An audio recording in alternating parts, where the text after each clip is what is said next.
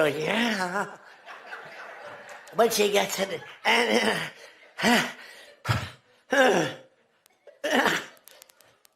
ఇటీవల Donald Trump ఇద్దరు పెద్ద ప్రపంచ నాయకులను బహిరంగంగా అపహాస్యం చేశారు. మొదట మన భారత ప్రధాని Narendra Modi, second person France అధ్యక్షుడు ఇమ్మాన్యుయల్ మ్యాక్రాన్. ముందుగా పిఎం మోడీ గురించి ఏమన్నారో చూద్దాం. ట్రంప్ ఎలా చెప్తున్నారు. Modi came to me and said, sir may I see you please. అంటే ప్రపంచంలో అత్యంత గౌరవనీయులైన మన భారత ప్రధాని ట్రంప్ దగ్గరికి వెళ్ళి sir may I see you please అని అడిగినట్టు ట్రంప్ ఒక విచిత్రమైన శైలిని అనుగురించి వ్యాఖ్యానించడం జరిగింది. ఆ వీడియో కూడా ఒకసారి మీరు చూడండి. Goodness, but why should they wait 3-4 years to get a plane? They should get them immediately. The F-35s, it takes too long to get them. The Apache helicopter. I mean, I had India coming to me, sir, I've been waiting 5 years. We're changing it. India ordered 68 Apaches, and Prime Minister Modi came to see me. Sir, may I see you, please?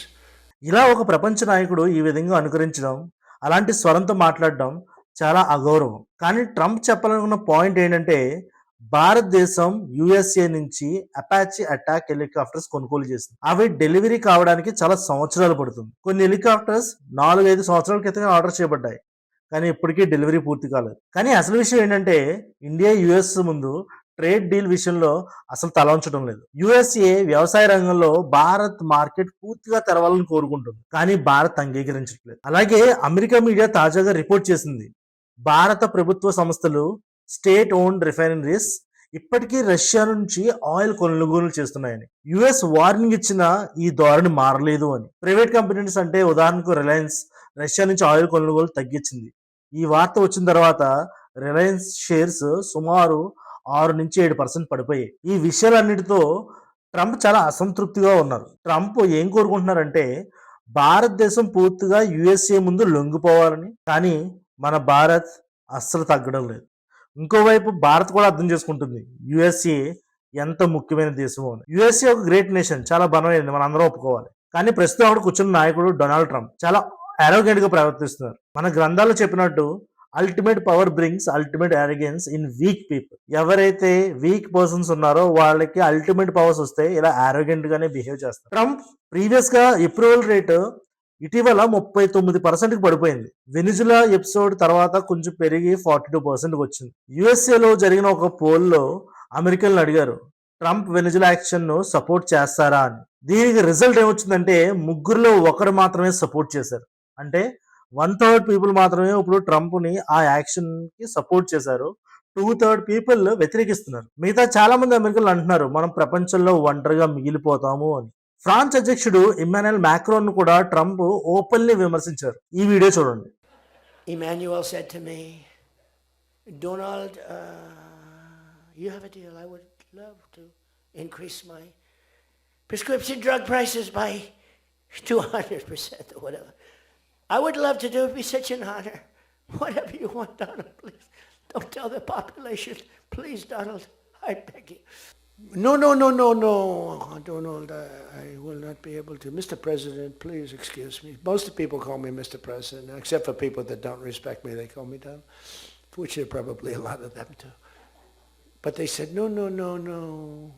Putin calls me Mr. President. She calls me Mr. President. Emmanuel goes, no. We will not do that. Yes, you will, Emmanuel, 100%. Because I was told they wouldn't do it. ఇదే సమయంలో Trump Macron కూడా అపహాస్యం చేశారు. Trump ఇలా అనుకరించారు. Emmanuel told me, Donald, I will increase drug price by 200%, but don't tell my people. ఈ video చూసిన తర్వాత పూర్తిగా అర్థమయ్యేది ఏంటంటే ఇది పూర్తిగా మ్యాక్రాన్ హాస్యంగా చూపించడమే. ట్రంప్ కు ఇంకో కోపం ఉంది. మాక్రోన్ తనను మిస్టర్ ప్రెసిడెంట్ అని పిలవరు, సాధారణంగా డొనాల్డ్ అని పిలుస్తారు. దీనిపై ట్రంప్ చాలా ఆగ్రహంగా స్పందిస్తూ పుతిన్ కాల్స్ మీ ప్రెసిడెంట్, జీ కాల్స్ మీ ప్రెసిడెంట్, ఇమాన్యుయల్ సేస్ నో. ఇదే ప్రసంగంలో ట్రంప్ ఒక ట్రాన్స్జెండర్ అథ్లెట్ ను కూడా చాలా అగౌరవంగా హాస్యం చేశారు. ఈ క్లిప్ చూడండి. But she gets it.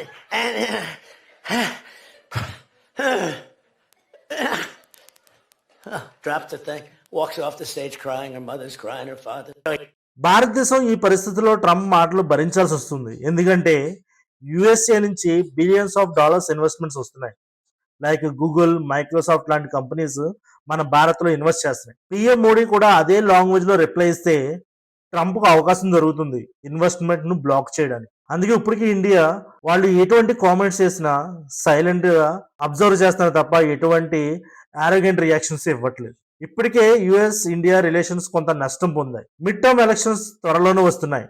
Trump కూడా చెప్పారు తాను ఓడిపోతే డెమోక్రేట్స్ తనను ఇంపీచ్ చేస్తారని. ఇంకా చాలా మంది అమెరికన్లు ఎప్స్టైన్ విషయంలో మర్చిపోలేదు. కొంతమంది అంటున్నారు మొదటి ఎపిసోడ్ ప్రజల దృష్టిని ఎప్స్టైన్ కేసు నుంచి మళ్లించడానికి అని. మీకు ఇలాంటి జియో పొలిటికల్ న్యూస్ ఇమీడియట్ గా అప్డేట్ రావాలంటే మన ఛానల్ని సబ్స్క్రైబ్ చేసుకోండి.